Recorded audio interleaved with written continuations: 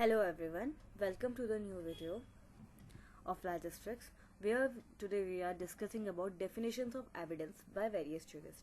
Basically जो जितने भी jurist हुए हैं उन्होंने क्या क्या इसकी definitions दी, एविडेंस को उन्होंने किस तरह से डिफाइन किया है, क्या क्या इंटरप्रिटेशंस आई हैं, तो आज हम आज की वीडियो में उससे डिस्कस करेंगे. So firstly, Taylor describes evidence as all means which tend to prove or disprove any matter, fact, the truth of which is submitted to judicial investigation. Basically Taylor ने ये एविडेंस को इस तरह से describe किया कि all means यानी कि कुछ भी हो, किसी भी तरह से, यदि आप किसी मैटर, फैक्ट या फिर किसी भी ट्रुथ को प्रूव कर पा रहे हो या फिर डिसप्रूव कर रहे हो, that means can be submitted to judicial investigation, वो कोर्ट में एडमिसिबल होता है. That is called an evidence. Then Sir William Blackstone defines evidence as that which demonstrate, makes clear or ascertain the truth of the fact or point in issue either in one side or the other. William sir ने define किया कि evidence जो है, evidence क्या है, जो किसी भी फैक्ट को, किसी भी issue in point in issue को या फिर किसी भी ट्रुथ को क्लियर करे, उसे डिमॉन्स्ट्रेट करे, उसे बताए. And that can be of either side, वो प्रोसिक्यूशन का भी तरफ से आ सकता है, डिफेंस की तरफ से भी आ सकता है. सो ऐसा कोई भी एविडेंस जो ऐसा कोई भी ट्रुथ या ऐसा कोई भी फैक्ट जो पॉइंट इन फैक्ट जो उस पॉइंट इन इश्यू को क्लियर करे, either from either side, that is called an evidence. Then doctor Johnson's की डिक्शनरी के according evidence signifies the state of being evident that is plain, apparent और notorious.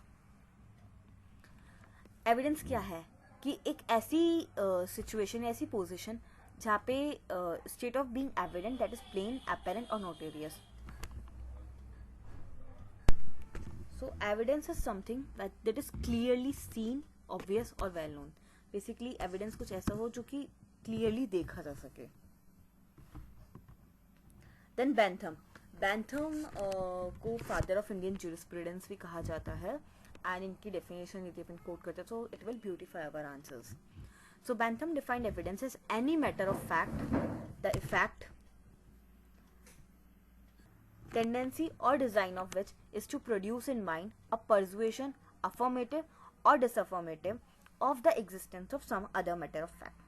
Basically any matter of fact या फिर कोई भी ऐसा fact या फिर कोई भी ऐसा matter जो उसका इफेक्ट आ रहा है या फिर कुछ इसकी टेंडेंसी ऐसी है, जो डिज़ाइन है, जो कि माइंड में एक ऐसा परसुएजन क्रिएट करे, या तो वो अफर्मेटिव परसुएजन है या फिर वो नेगेटिव परसुएजन है, कि ये इसका एग्जिस्टेंस किसी दूसरे फैक्ट से रिलेट करता है. I know it's very confusing. So basically ऐसा कोई भी फैक्ट, ऐसा कोई भी मैटर जो माइंड में ये क्रिएट करता है कि आइदर इट इज पॉजिटिव और negative regarding to some other fact. I hope it's a little bit clear. Basically एक कोरॉबोरेशन की तरह हम इसे ट्रीट कर सकते हैं कि एक ऐसा फैक्ट जो दूसरे फैक्ट की एग्जिस्टेंस को अफर्मेटिव बता रहा है, पॉजिटिव बता रहा है, फिर नेगेटिव बता रहा है. नेक्स्ट है Phipson said evidence means testimony, whether oral or documentary or real, which may be legally received in order to prove or disprove some facts in dispute. फिप्सन की डेफिनेशन बहुत ज़्यादा इंपॉर्टेंट है. सो एविडेंस क्या है? टेस्टिमनी है. आगे के वीडियोस में हम ये भी देखेंगे एविडेंस, टेस्टिमनी, प्रूफ में क्या डिफरेंस होता है. So for here it is basically testimony means oral evidence जो होता है उसे टेस्टिमनी कहा जाता है. ओरल स्टेटमेंट की टेस्टिमनी जो कि या तो ओरल हो या फिर डॉक्यूमेंट्री हो. और डॉक्यूमेंट्री एविडेंसेस, रियल एविडेंसेस जैसे कि हमने अपने लास्ट वीडियो में देखा, जो कि रियल ऑब्जेक्ट्स होते हैं, 3D ऑब्जेक्ट्स होते हैं, उनको रियल एविडेंसेस कहा जाता है. जैसे कोई गन डिस्कवर हुई या फिर कोई मर्डर वेपन डिस्कवर हुआ, that is called real evidences, जो कि विच में भी लीगली रिसीव.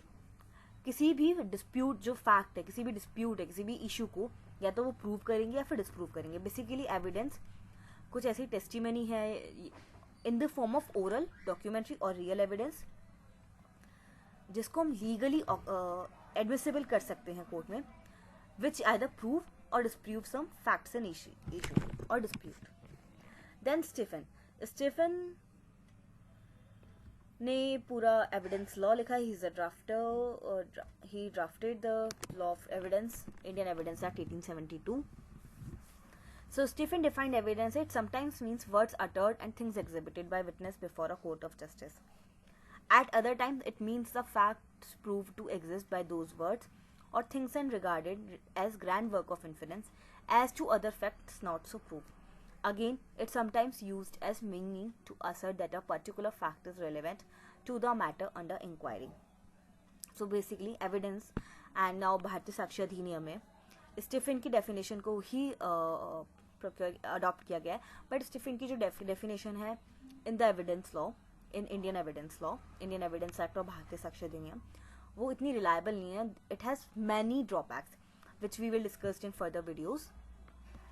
बट अभी यहाँ पे जो स्टीफन ने कहा है वो ये है. So basically it sometimes means words uttered, कि कुछ टाइम के लिए मतलब या कुछ इंस्टेंसेस में कोर्ट में जो कहा गया, जो ओरल स्टेटमेंट है, ओरल टेस्टिमनी है, या फिर कुछ प्रोड्यूस की गई, कुछ ऑब्जेक्ट्स लाए गए कोर्ट में, वो eight other times in other cases कोई ऐसे फैक्ट्स प्रूव करेगा कि ये एग्जिस्ट करते हैं या फिर ये ये फैक्ट्स नॉन एग्जिस्टेंस में हैं, and regarded as grand work of inference as to other facts not so prove. कुछ फैक्ट्स प्रूव हुए, कुछ फैक्ट्स नॉट प्रूव्ड हुए. सो या फिर कुछ ऐसे फैक्ट्स हुए जो प्रूव हो गए, देन उनका इन्फरेंस जो निकल के आया कि जो दूसरे फैक्ट्स हैं उनको डिसरिगार्ड कर दिया. एक fact for example a fact prove हो गया, पर उसने इस चीज़ को डिसरिगार्ड कर दिया कि बी फैक्ट तो एग्जिस्ट ही नहीं करता. इसका एक एग्जांपल लिया जा सकता है कि A is accused of murder, but A ने बताया कि मैं उस टाइम पे तो मर्डर वाली प्लेस पे था ही नहीं, मैं कहीं और था. तो और जो वो कहीं दूसरी सिटी में था, उस सिटी में ही नहीं था वो, तो उसने दूसरी सिटी का अपना एग्जिस्टेंस शो कर दिया. सो ये एक फैक्ट तो प्रूव हो गया, पर इससे यही इन्फरेंस निकल के आया कि सेकंड जो फैक्ट है कि उसने मर्डर किया है, कि वो तो प्रूव नहीं हुआ बिकॉज ऑफ द रीजन कि वो उस सिटी में था ही नहीं, तो वो मर्डर कैसे कर सकता है.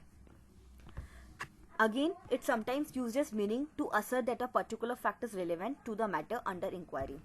And कई बार कुछ ऐसे फैक्ट को अज्यूम किया जाता है, असर्ट किया जाता है कि ये जो फैक्ट है ये इंक्वायरी के लिए काफ़ी इंपॉर्टेंट है. I know it's very confusing, but ठीक है, थोड़ा सा समझ में आ जाएगा.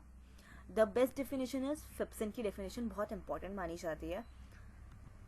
Then Wigmore, the last definition.